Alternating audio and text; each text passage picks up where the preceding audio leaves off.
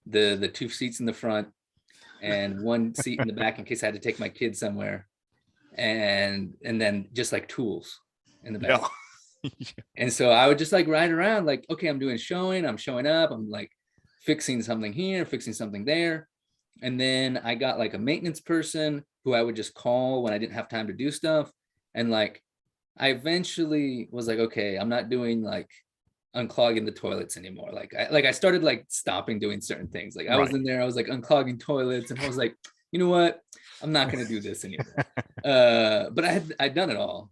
And so because I had done it all, there was a time like then my maintenance person got sick and I didn't have anyone, and I just, I'd jump back in and do it all again, and I knew how to do it, so I could. But yeah, it definitely, I don't think it really hindered me from growing because I was saving a lot of money and I was making it more profitable so I can invest, but also I was full-time in real estate. Like if you're not full-time in real estate, like if you're just part-time and you're trying to do it all yourself, then you're probably burning yourself out. Sure. But the truth is there's only so much prospecting you can do looking for properties.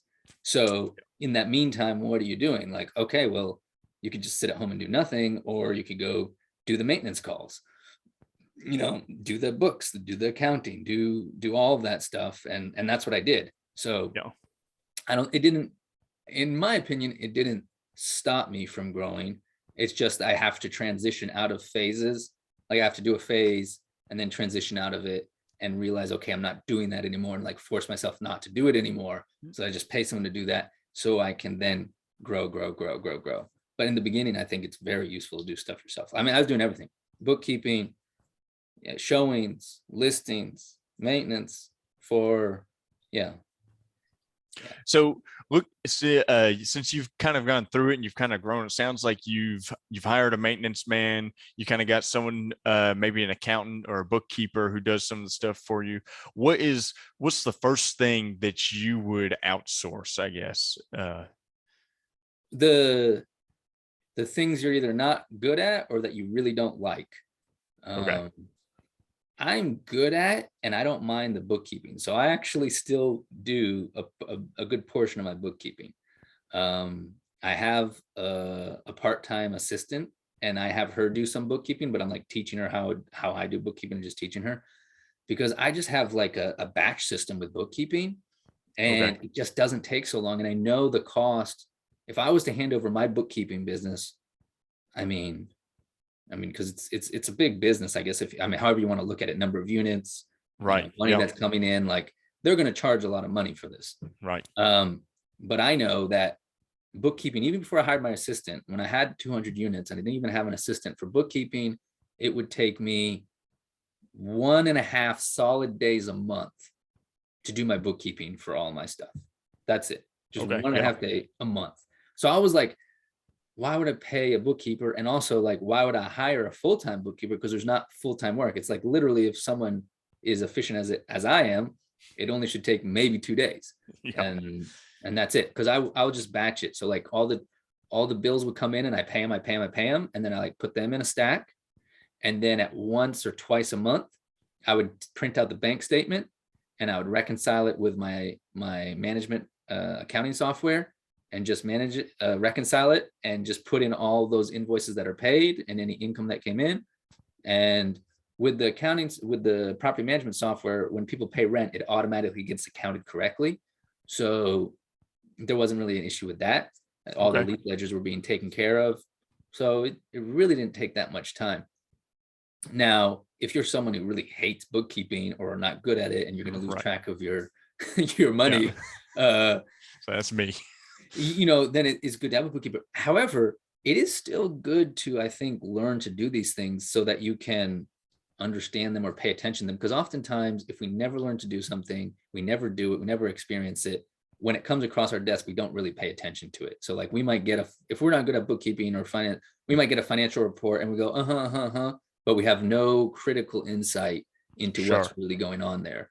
Where me, I can look at a report for my business, even if I'm not doing the bookkeeping, and I can be like, oh, that's off. Why is that off? Like something's missing here, very easily, because I've been doing it a while. Yeah, that makes sense. Makes a lot of sense. Oh gosh. Also, I outsourced painting. I've never actually painted an entire apartment for myself because that just seemed to, like, I like to do the things that wouldn't take too long. And if I was just Gotcha. going to sit there and paint a whole apartment, it was going to take me quite a long time to do it. So that I started hiring out right away. It was okay. And I've been fortunate. I've been able to find pretty affordable painters Yeah. from the very beginning. So I haven't really been upset about what I'm paying for paint. Yeah, I outsourced the painting in my own house to my wife because that's the one thing that I cannot do is painting. She'll get on me. I say I'm not patient enough to do the cutting.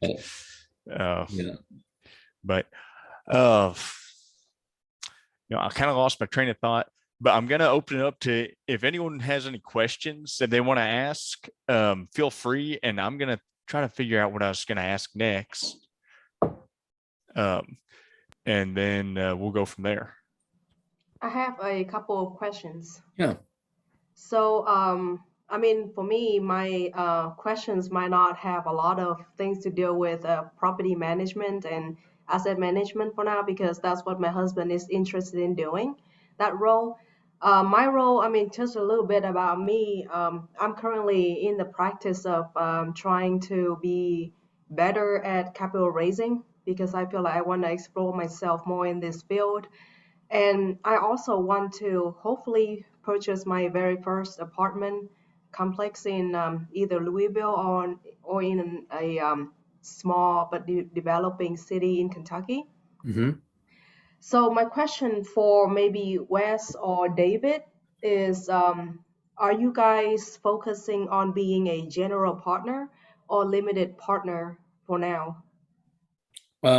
So I'm looking at always being a general partner for the moment. Okay. That's where I'm at right now. But I'm happy to answer any questions, or if you want some tips on how you can raise money, I'm happy to talk about that. Yeah. I mean, the thing is, I've been trying to ask around if people need help with raising money, and what the issue that, I mean, I'm not trying to talk too much about me. I'm just trying to ask for you guys' advice, and hopefully we can work to help each other out. But the thing that so far my experience that I come across is that when I try to build connection and networking with a lot of brokers, and anything that I assume that any deals, any property sale right now involving with brokers usually overpriced in the markets around southern states. So do you think it is a correct term, or do you think that there has to be something to be done with it to make the situation better? Oh, which situation? The price around multifamily? Um, just the like, I just don't know if my way of thinking is right or not, because I think that every deal that involving with a broker that I know the deal through a broker, usually that deal is overpriced. So that is what my experience so far with my only 7 months of experience. So I don't know if you experience the same thing. So if you've only been this in 7 months, right, for the past 7 months, and this is just my opinion, multifamily is overpriced.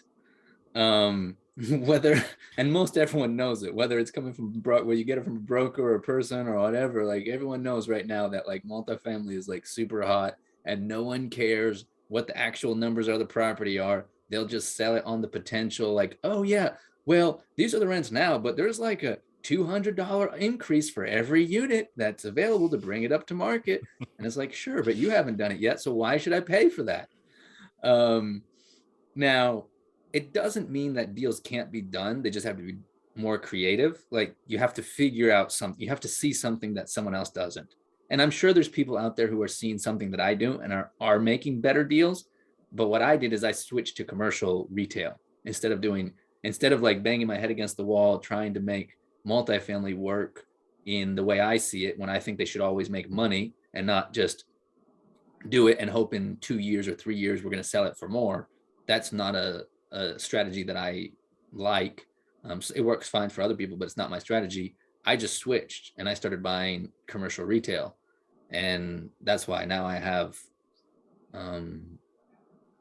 like almost, over 400,000 square feet of commercial retail. And they're like good shopping centers in good areas with like Kroger and Aldi and CVS and as tenants.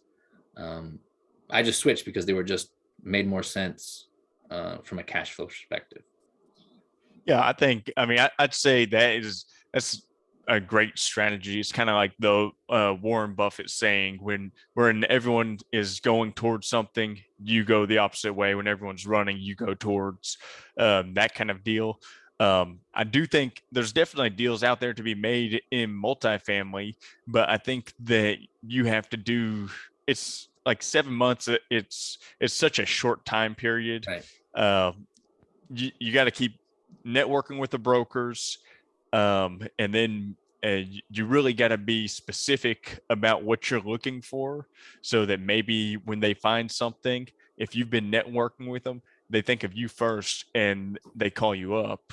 And you can also do the direct to owner path. You basically be the broker, and it's going to be a hard road getting the multifamily deal that's really a good cash flow asset from the beginning. But that's kind of what we're here for, is just to show you more efficiencies so you can make those deals a little bit better, Right. and also to show those other paths, like he was saying, the retail Right. path. Yeah, and I have still bought multifamily. I mean, it's been, well, the last multifamily deal I bought was back in July. Yeah, July or August of last year. That was the last time I bought a multifamily deal.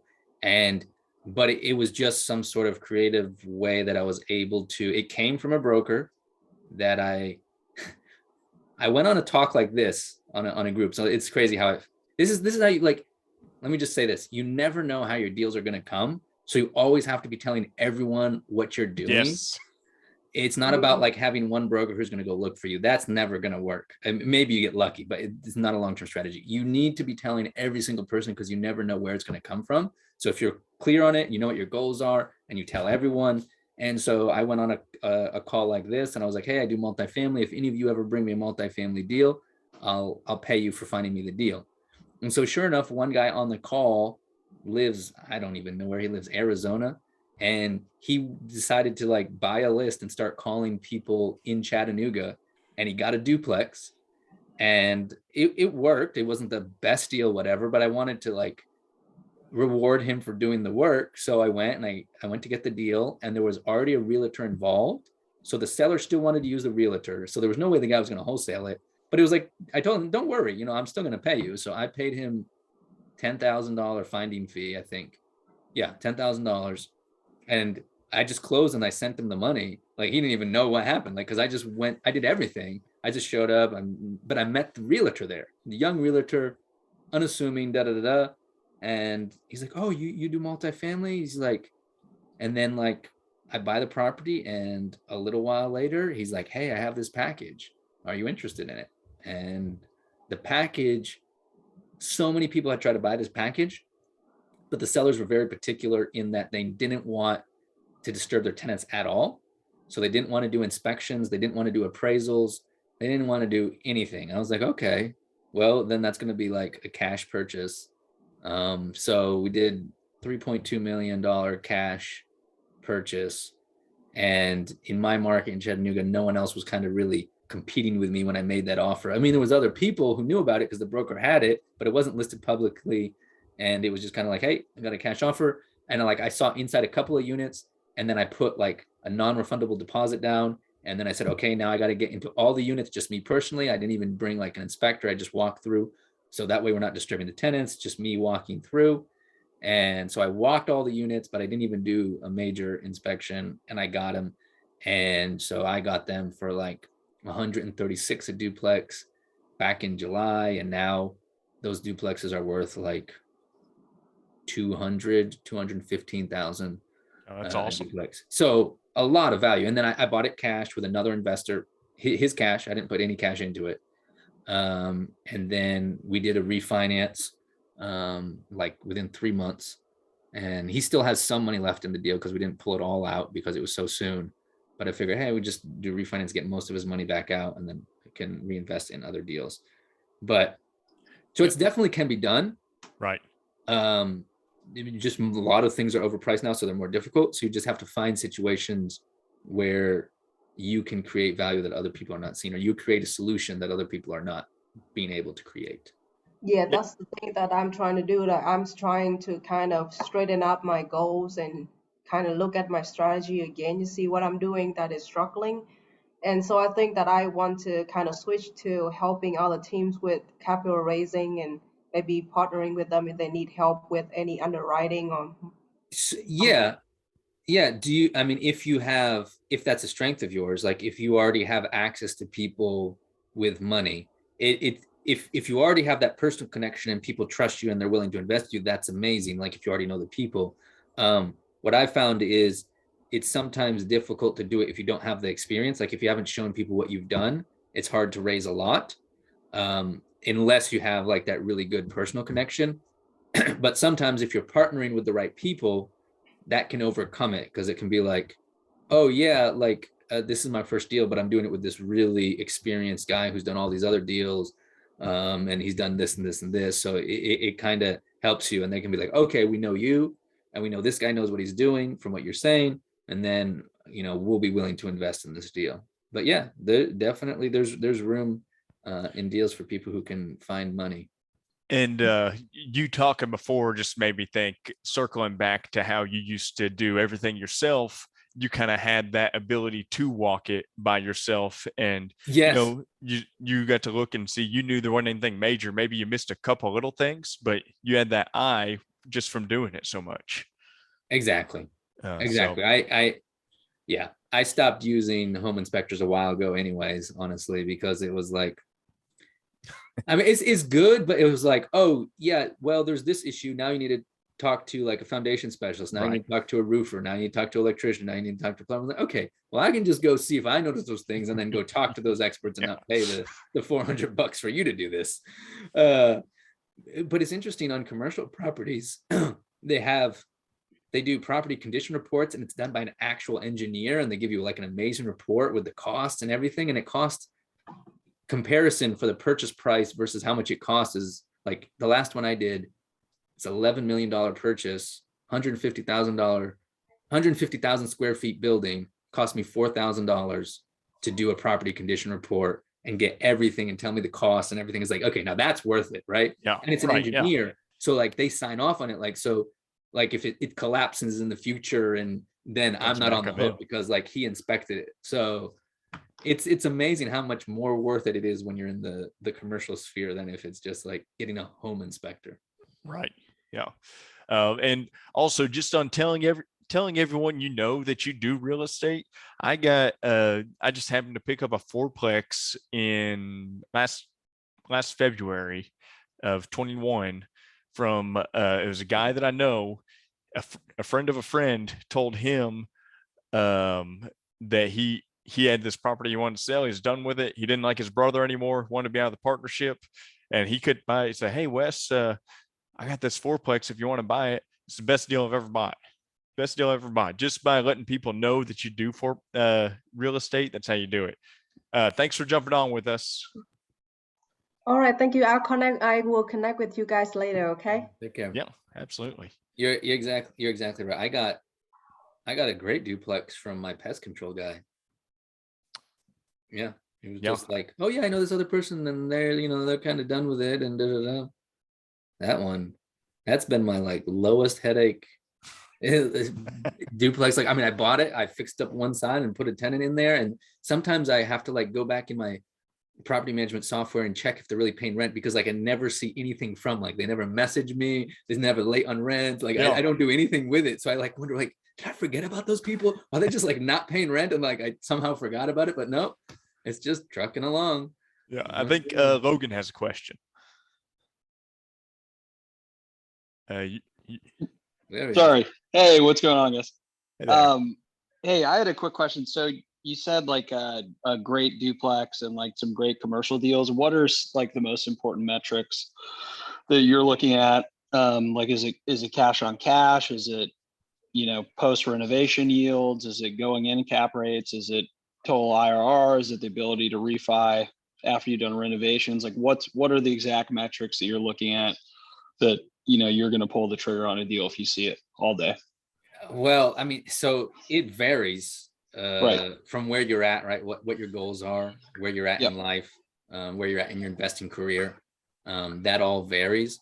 But I see, for me to be a good deal, like now I'm doing, more syndication, so I'm bringing other people in. So I want to make sure that there's enough money in the deal.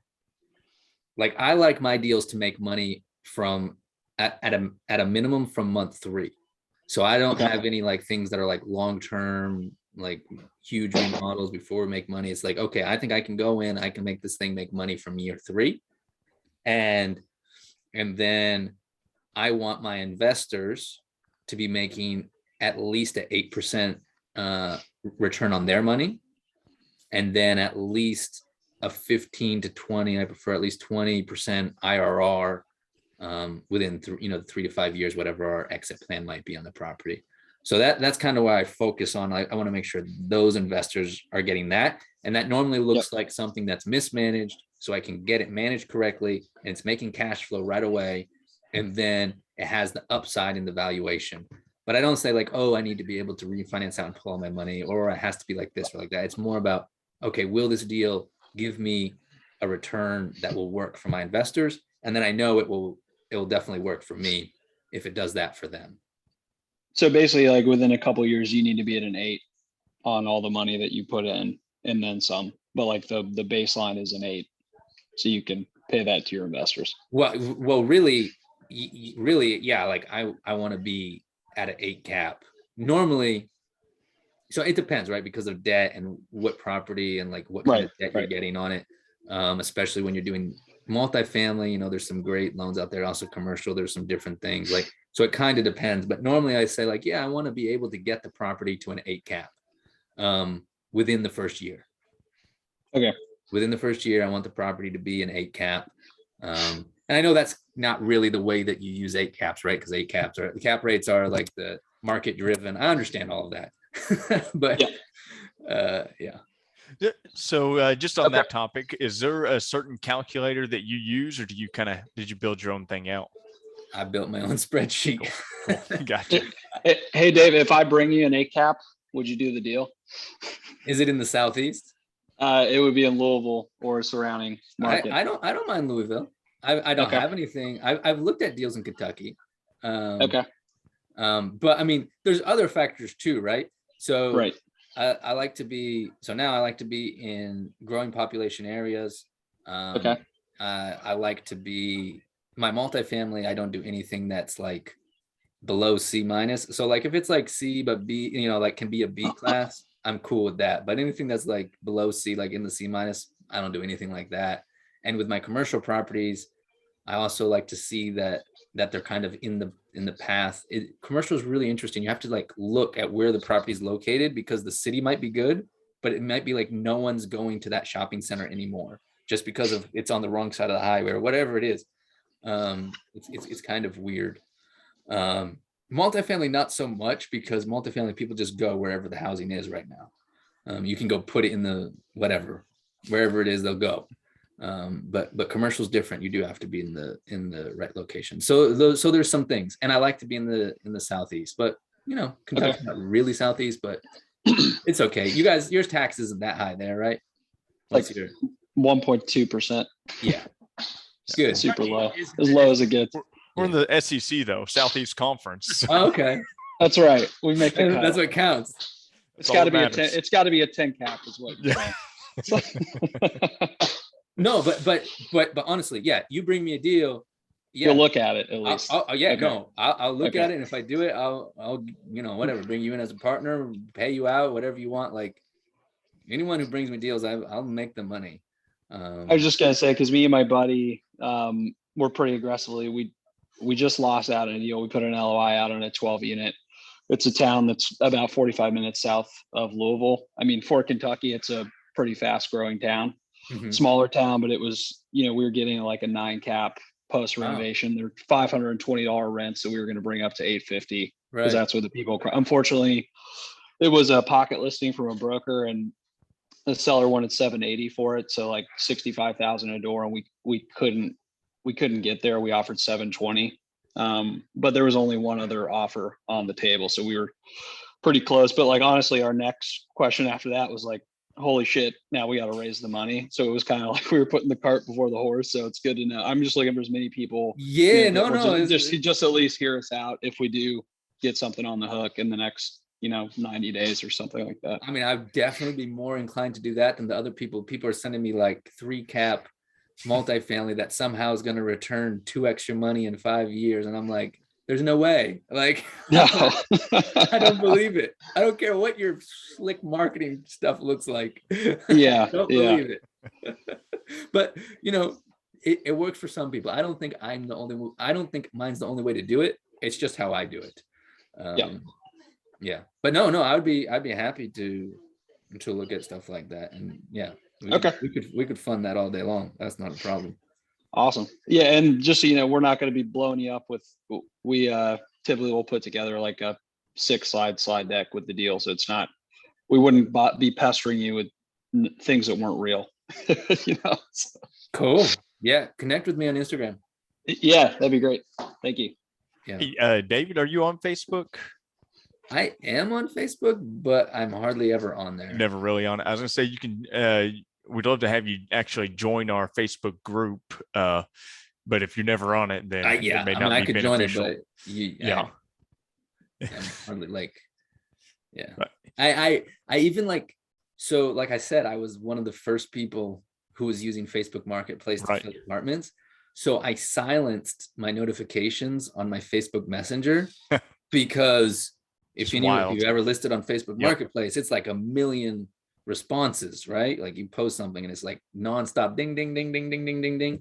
So I would just like copy a response and then I would let them all pile up. And then like once or twice a day, I would go through and just like copy paste, like respond to all the people, the same response. And then like wait a little bit. So after I like silenced the notifications, like Facebook kind of died to me. Right. Went to that social media graveyard. Yeah. Do we have any other questions right now? All right. Well, I guess we're coming to the end unless anyone else has something to say. But I'm really appreciative that you jumped on here with us. I know